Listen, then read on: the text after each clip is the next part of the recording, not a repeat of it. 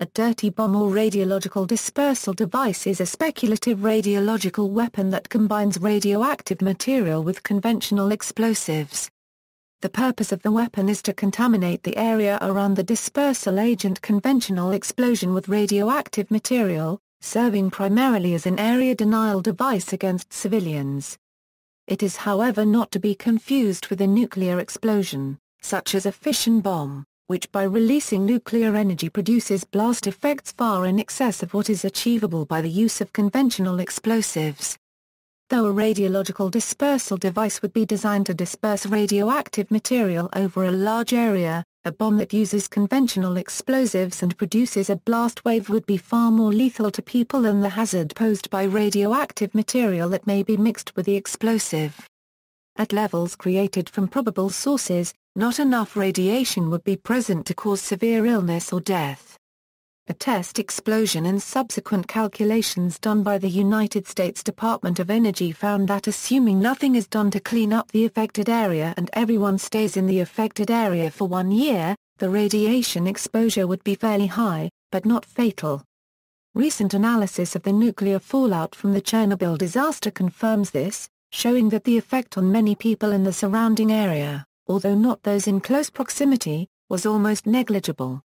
Since a dirty bomb is unlikely to cause many deaths by radiation exposure, many do not consider this to be a weapon of mass destruction.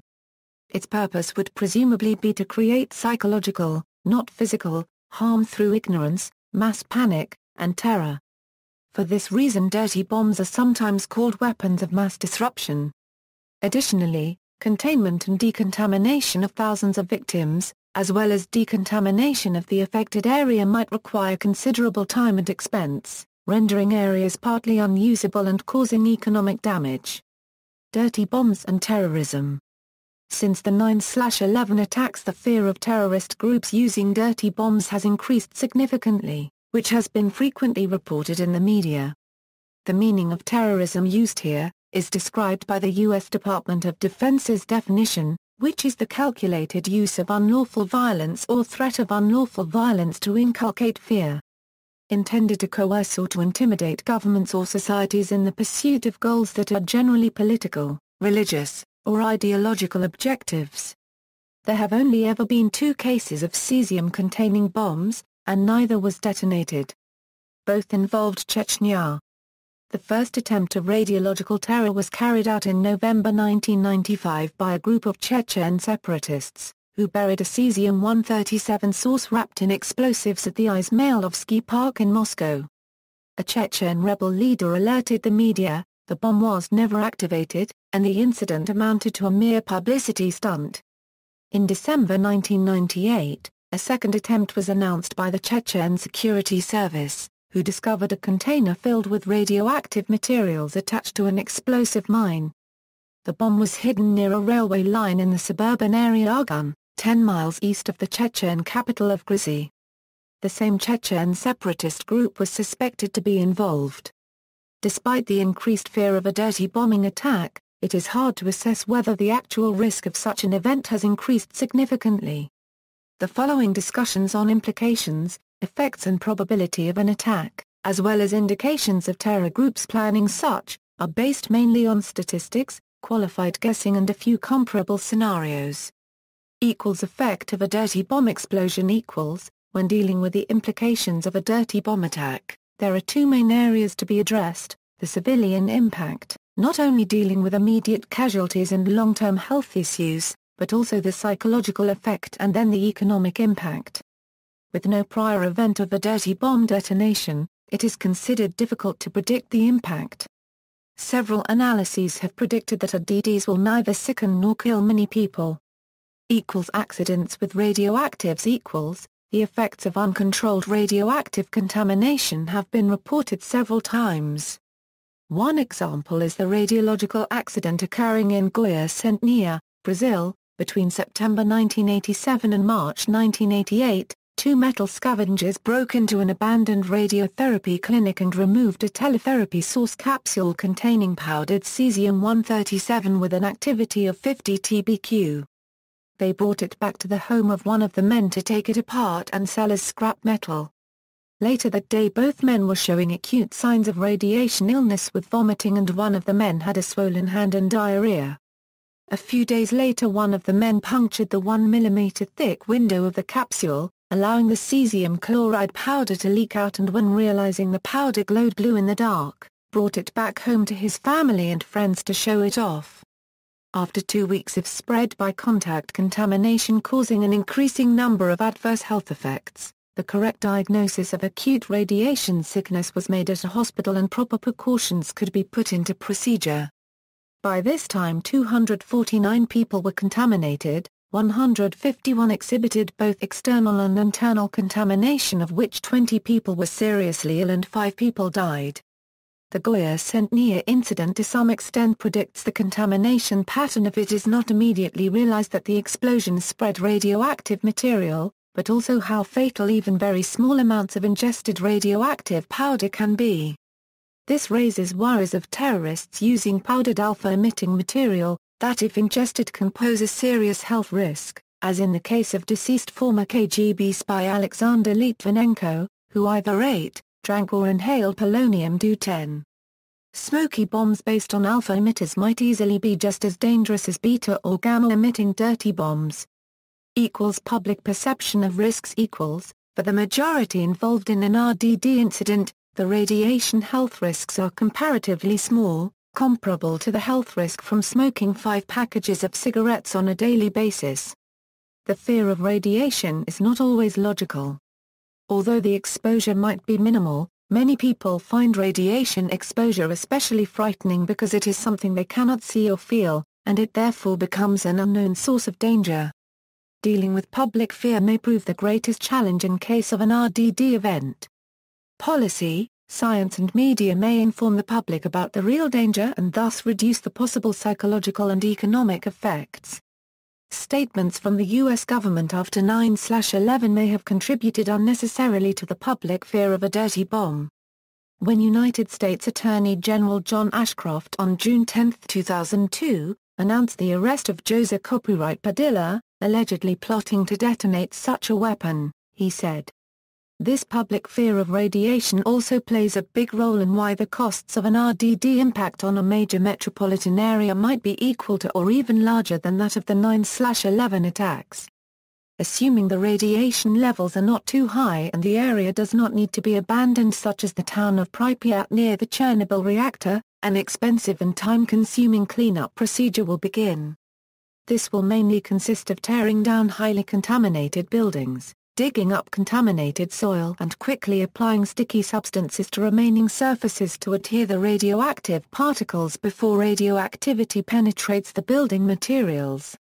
These procedures are the current state-of-the-art for radioactive contamination cleanup, but some experts say that a complete cleanup of external surfaces in an urban area to current decontamination limits may not be technically feasible.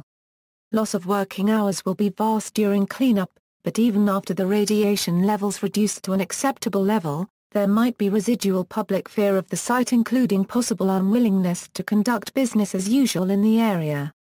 Tourist traffic is likely never to resume. There is also a psychological warfare element to radioactive substances. Visceral fear is not widely aroused by, for example, the daily emissions from coal burning, although, as a National Academy of Sciences study found, this causes 10,000 premature deaths a year in the U.S. population of 317,413,000. Medical errors leading to death in U.S. hospitals are estimated to be between 44,000 and 98,000. It is only nuclear radiation that bears a huge psychological burden, for it carries a unique historical legacy. Constructing and obtaining material for a dirty bomb equals, in order for a terrorist organization to construct and detonate a dirty bomb, they must acquire radioactive material by stealing it or buying it through legal or illegal channels. Possible RDD material could come from the millions of radioactive sources used worldwide in the industry, for medical purposes and in academic applications, mainly for research. Of these sources, only 9 reactor-produced isotopes stand out as being suitable for radiological terror: americium-241, californium-252, cesium-137, cobalt-60, iridium-192, plutonium-238, polonium-210, radium-226 and strontium-90, and even from these it is possible that radium-226 and polonium-210 do not pose a significant threat.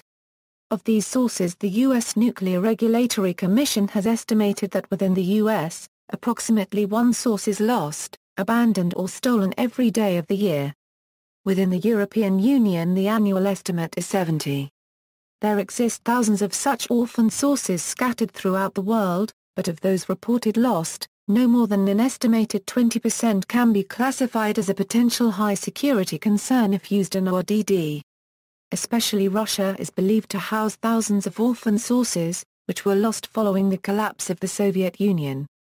A large but unknown number of these sources probably belong to the high security risk category.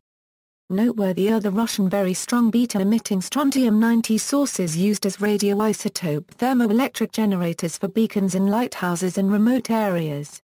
In December 2001, 3 Georgian woodcutters stumbled over such a power generator and dragged it back to their campsite to use it as a heat source.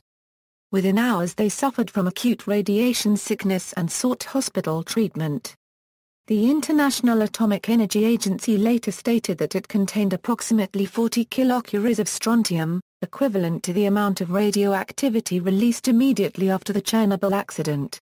Although a terrorist organization might obtain radioactive material through the black market, and there has been a steady increase in illicit trafficking of radioactive sources from 1996 to 2004, these recorded trafficking incidents mainly refer to rediscovered orphan sources without any sign of criminal activity, and it has been argued that there is no conclusive evidence for such a market. In addition to the hurdles of obtaining usable radioactive material, there are several conflicting requirements regarding the properties of the material the terrorists need to take into consideration. First, the source should be sufficiently radioactive to create direct radiological damage at the explosion or at least to perform societal damage or disruption. Second, the source should be transportable with enough shielding to protect the carrier, but not so much that it will be too heavy to maneuver. Third, the source should be sufficiently dispersible to effectively contaminate the area around the explosion. An example of a worst-case scenario is a terror organization possessing a source of very highly radioactive material, for example a strontium-90 thermal generator, with the ability to create an incident comparable to the Chernobyl accident. Although the detonation of a dirty bomb using such a source might seem terrifying, it would be hard to assemble the bomb and transport it without severe radiation damage and possible death of the perpetrators involved. Shielding the source effectively would make it almost impossible to transport and a lot less effective if detonated. Due to the 3 constraints of making a dirty bomb, RDDs might still be defined as high-tech weapons, and this is probably why they have not been used up to now. Possibility of terrorist groups using dirty bombs equals, the present assessment of the possibility of terrorists using a dirty bomb is based on cases involving Al-Qaeda. This is because the attempts by this group to acquire a dirty bomb are the most well described in the literature, in part due to the attention this group received for their involvement in the 9/11 attacks. On May 8, 2002, José Copyright Padilla was arrested on suspicion that he was an Al-Qaeda terrorist planning to detonate a dirty bomb in the U.S. This suspicion was raised by information obtained from an arrested top Al-Qaeda official in U.S. custody, Abu Zubaydah, who under interrogation revealed that the organization was close to constructing a dirty bomb. Although Padilla had not obtained radioactive material or explosives at the time of arrest, law enforcement authorities uncovered evidence that he was on reconnaissance for usable radioactive material and possible locations for detonation. It has been doubted whether José Copyright Padilla was preparing such an attack, and it has been claimed that the arrest was highly politically motivated, given the pre-9/11 security lapses by the CIA and FBI. Later, these charges against José Copyright Padilla were dropped. Although there was no hard evidence for Al-Qaeda possessing a dirty bomb, there is a broad agreement that Al-Qaeda poses a potential dirty bomb attack threat because they need to overcome the alleged image that the U.S. and its allies are winning the war against terror. A further concern is the argument that if suicide bombers are prepared to die flying airplanes into building, it is also conceivable that they are prepared to forfeit their lives building dirty bombs. If this would be the case, both the cost and complexity of any protective systems needed to allow the perpetrator to survive long enough to both build the bomb and carry out the attack, would be significantly reduced. Several other captives were alleged to have played a role in this plot. Guantanamo captive Binyam Mohammed has alleged he was subjected to extraordinary rendition, and that his confession of a role in the plot was coerced through torture. He sought access through the American and United Kingdom legal systems to provide evidence he was tortured. Guantanamo Military Commission prosecutors continued to maintain the plot was real, and charged Binyam for his alleged role in 2008. However, they dropped this charge in October 2008, but maintain they could prove the charge and were only dropping the charge to expedite proceedings. U.S. District Court Judge Emmett G. Sullivan insisted that the administration still had to hand over the evidence that justified the dirty bomb charge, and admonished United States Department of Justice lawyers that dropping the charge raises serious questions in this court's mind about whether those allegations were ever true. In 2006, Diran Barot from North London pleaded guilty of conspiring to murder innocent people within the United Kingdom and United States using a radioactive dirty bomb. He planned to target underground car parks within the UK and buildings in the US such as the International Monetary Fund, World Bank buildings in Washington, D.C., the New York Stock Exchange, Citigroup buildings and the Prudential Financial buildings in Newark, New Jersey. He also faces 12 other charges including conspiracy to commit public nuisance, 7 charges of making a record of information for terrorist purposes and 4 charges of possessing a record of information for terrorist purposes. Experts say if the plot to use the dirty bomb was carried out it would have been unlikely to cause deaths, but was designed to affect about 500 people. In January 2009, a leaked FBI report described the results of a search of the main home of James G. Cummings, a white supremacist who had been shot and killed by his wife.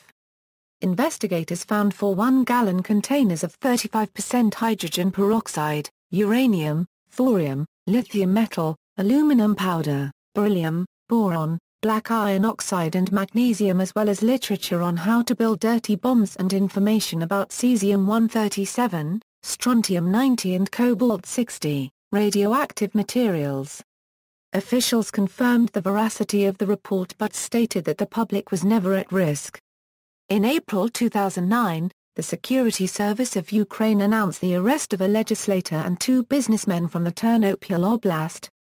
Seized in the undercover sting operation was 3.7 kilograms of what was claimed by the suspects during the sale as plutonium-239, used mostly in nuclear reactors and nuclear weapons, but was determined by experts to be probably americium, a widely used radioactive material which is commonly used in amounts of less than 1 milligram in smoke detectors, but can also be used in a dirty bomb.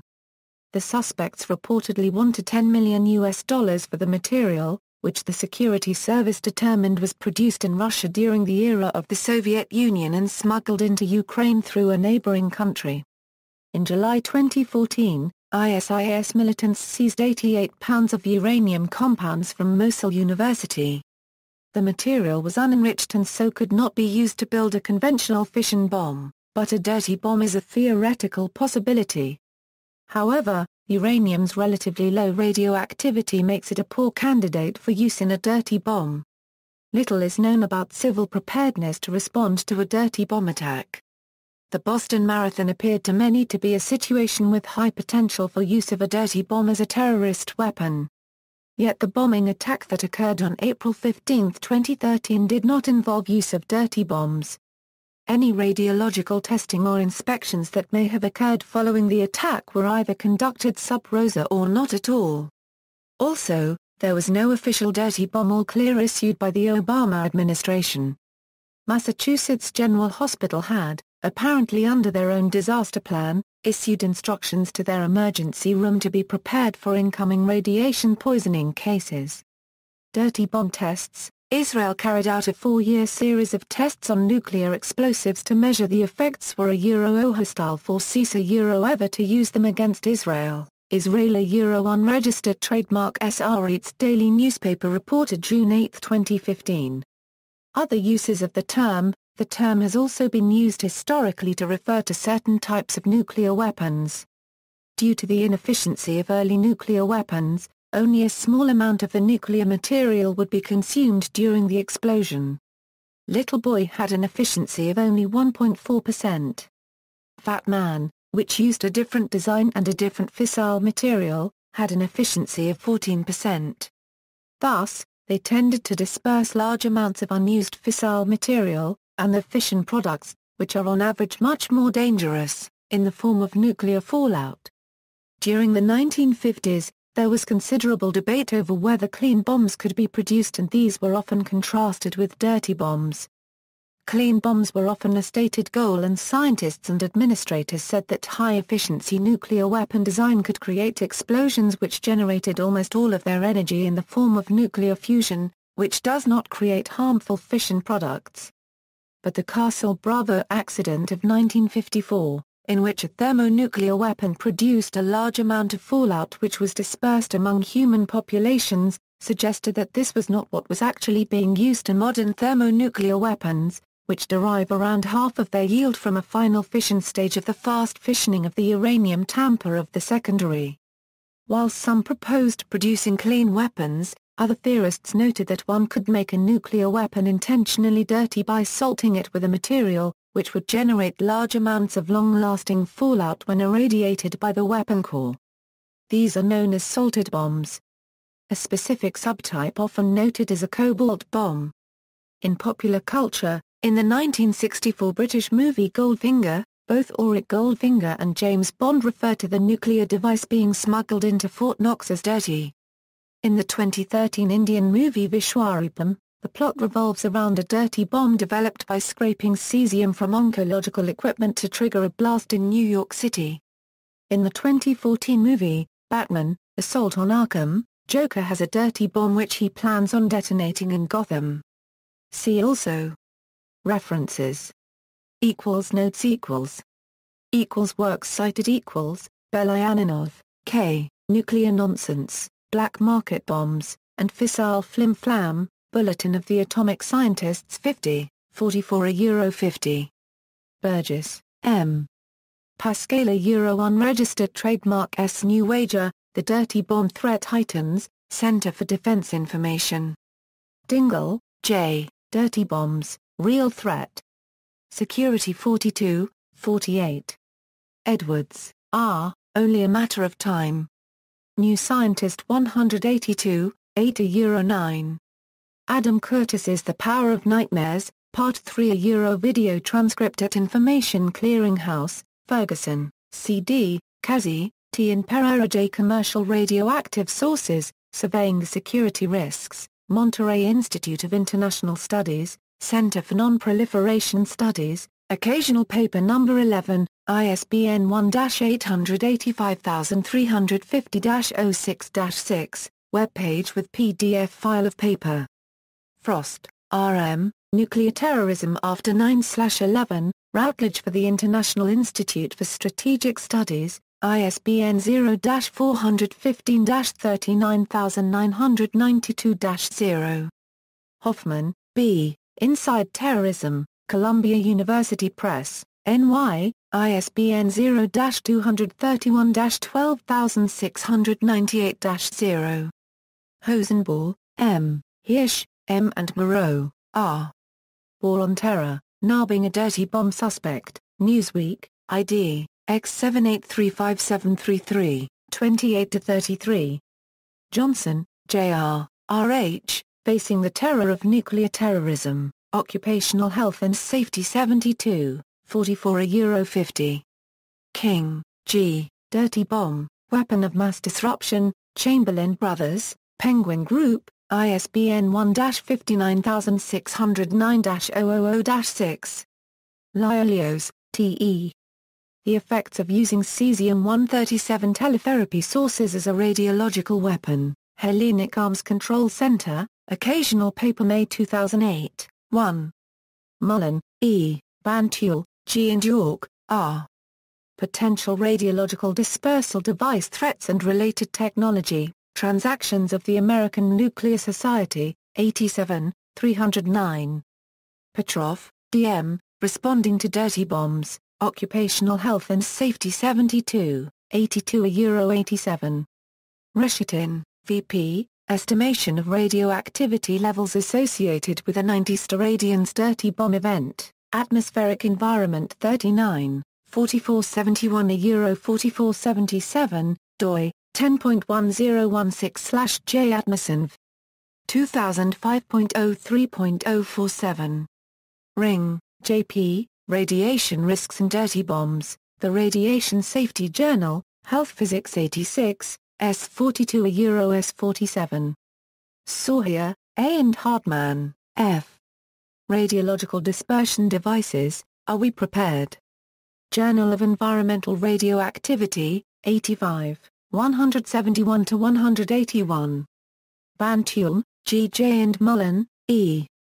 Large Radiological Source Applications, RDD Implications and Proposed Alternative Technologies, Global 2003, Atoms for Prosperity, Updating Eisenhower's Global Vision for Nuclear Energy, LA Euro 3-6281, 622–631, ISBN 0-89448-677-2. Van Tine, H. C. and Kreitz, T. R. Relevance of Nuclear Weapons Cleanup Experience to Dirty Bomb Response, Transactions of the American Nuclear Society, 87, 322–323.